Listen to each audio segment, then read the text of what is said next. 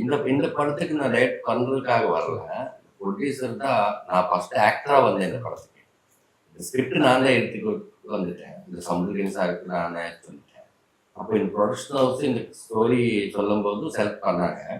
அப்போ ஒரு ஆஃபீஸ் எடுத்துட்டு ஒரு ஒரு டைரக்டர் வச்சுட்டு ஒரு ஸ்கிரிப்ட் ஒர்க் எல்லாம் போச்சு.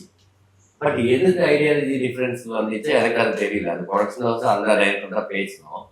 ஒரு இல்ல இது கதை நம்ம எடுத்தப்போ நல்லா வரலன்னா அது ஒரு தப்பாகும். சொல்லப்போ நல்லா இருக்கு. அது எங்கேயோ மிஸ் ஆகுது. அப்போ இந்த ஸ்டாப் பண்ணல இந்த படம்னு சொன்னாங்க.